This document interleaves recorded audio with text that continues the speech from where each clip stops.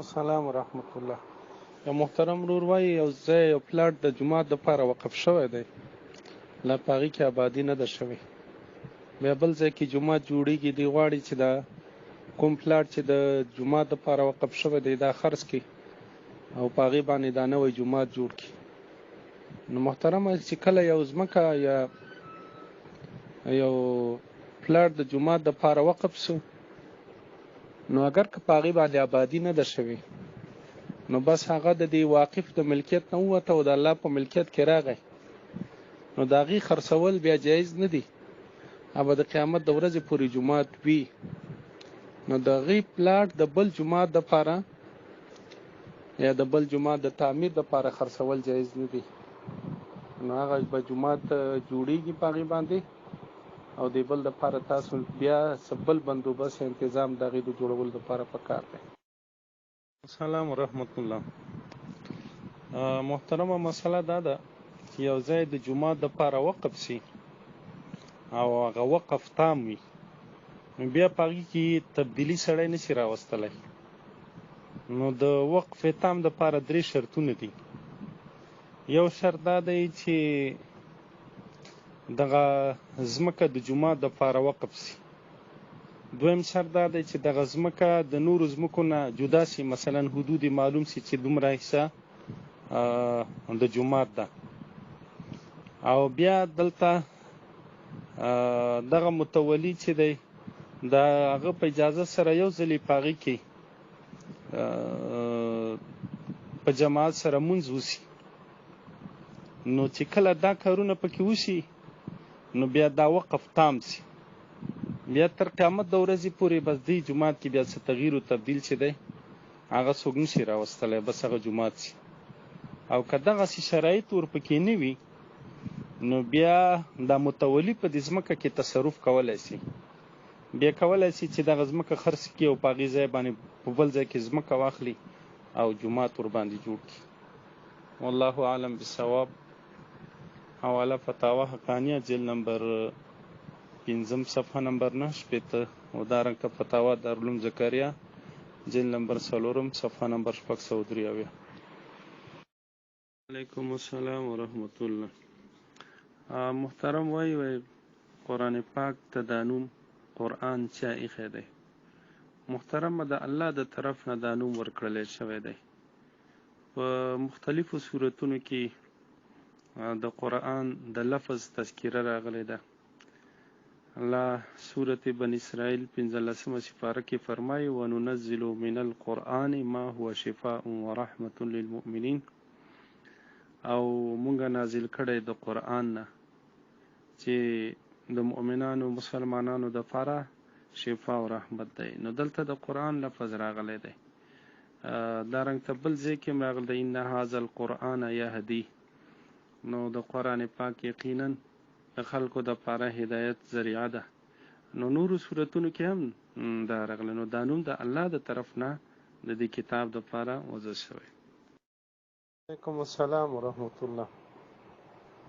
یو محترم ورور وایي که یو سړی چا باندې خپې چابي کوي، نو دا جایز دي که نه دي جایز؟ محترمه جایز دي. که د ده هم عمره یا د ده نه یو کال کشر نو جایز دي. البته دا وضاحت دی په دې کې چې د دې خپونه واخله تر زنګنونو پورې خو د سړي خپې عورت نه دي. نو دغه بلا حایل او بغیر د یعنی که چېرته په خپو څه شی وي نه، نو د هغې چابي جایز ده. او د زنګون نه بره چې دی دا عورت دی، نو دا د عورت چې دی بیا دلته د دې چابي کې داسې مسله ده که چې پر چېرته داسې یو ډبله کپړه وي، نو بیا جایز دی، ورنه بیا د هغې نه اجتناب پکار دی.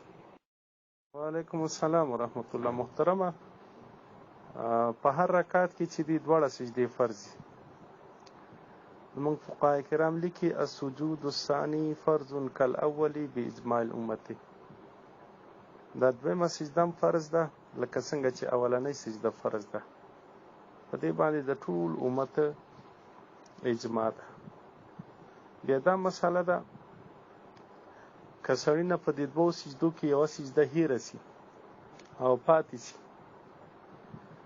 نو چې کله هم دته رایاد شي چې ما نه خو یوه سجده پاتې ده، نو دی د هغه سجده ادا کړي، صرف همغه یوه سجده دې وکړي او نور مونځ دې دوباره نه رامعاد کوي.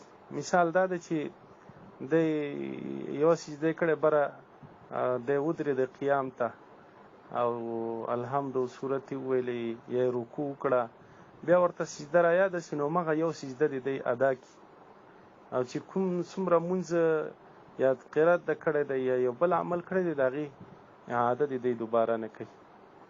البته دا ده چې په آخره کې به دی سجده سهو کوي، سجده سهو په ده باندې لازم او واجب ده چې سجده سهو به کوي، او که دا و چې بالکل سجده سهو یې مونه کړه نو دا مونځ به دی دوباره کوي.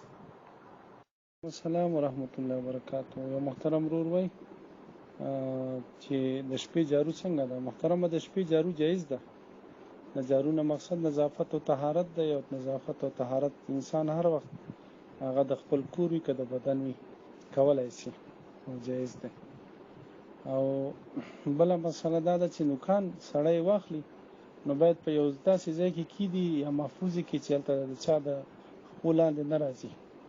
نو که داسې وي چې څو کسان سره نوکان یو ځای کټ کړي او ټول په یو ځای کې په یو کاغذ کې اشي کې تاو کړي او بیا په یو محفوظ ځای کې کیدي نو دا جایز دي. ضرور نه ده چې خامخا دی د هر یو سړي نوکان بیل محفوظ کې ګرځي شي، ټول یو ځای په داسې ځای کې کېښودلی شي چې د خپو لاندې نه راځي او د هغې ناقدري نه کېږي، ځکه دا انسان چې دی د ده ټول اعضا چې دي هغه مکرم دی، عزتمند دی، نو دا به داسې ایله یو ځای کې نه غورځوي بلکې یو محفوظ ځای کې پرېږدي. وعلیکم السلام ورحمت الله. محترم ورور وای سهار مون سړی نه قضا سي او سړی 8-9 بجې راګرځي، نو محترمه چې دا د زوال نه مخکې راګرځي، زوال دا معنی چې لا د ماسپښین وخت داخل شوی نه دی، نو ښه خبره دا ده چې ته 2 رکعته نفل د سنتو په نیت باندې وکړي او بیا د هغې نه وروسته چې دی 2 رکعته فرض ادا کړي. السلام ورحمت الله وبرکاتو. محترمه بالکل دا فتوا صحیح ده. کوم سړی چې د ګیرې پورې استهزا کوي او تمسخر کوي نو د وجې چې دا سنت نبوي دی نو بیا دا سړی چې دی د دایره اسلام نه خارجېږي، نکاح یې ماتېږي، د دپاره تجدید د ایمان او تجدید د نکاح ضروري دی. السلام ورحمت الله وبرکاتو. محترمه دغه صدقه او خیرات کول خو هر وخت باعث د اجر او د ثواب دی، لیکن البته دې کې تعیین او تخصیص چې دی دا نشته دی. فتاوا دارالعلوم بیانات کې دا مسله ذکر شوې ده چې د دغې میاشتې کې تخصیص کول په دا محرم کې د دې شربت جوړول یا ورکول دا د دې روافض او شیعو سره مشابهت راځي، د وجې نه دا جایز نه دي او نه د دې سکل چې دي او یا د دې خوراک خوړل چې دی هغه صحیح دي، دې نه به ځان ساتي. والله اعلم بالصواب. سلام. یو محترم ورور وای د اودس کې چې د مخ وینځل فرض دي د دې حدود کوم یو دي؟ محترمه په اوږدوالي باندې د تندي د ویښتانو نه واخله تر زنې لاندې پورې او په پلنوالي یا په عرض باندې د یو غوږ د نرمۍ نه واخله تر بل غوږ د نرمۍ پورې، دغې منځ کې چې څومره حصه راځي د هغې وینځل فرض دی. وعلیکم السلام ورحمت الله. محترمه په دې 4 واړه سنتو چې دي دا خو ټول لږ دی، که دغه یو صورت پاتې سي نو سړي باندې سجده سهو لازمیږي.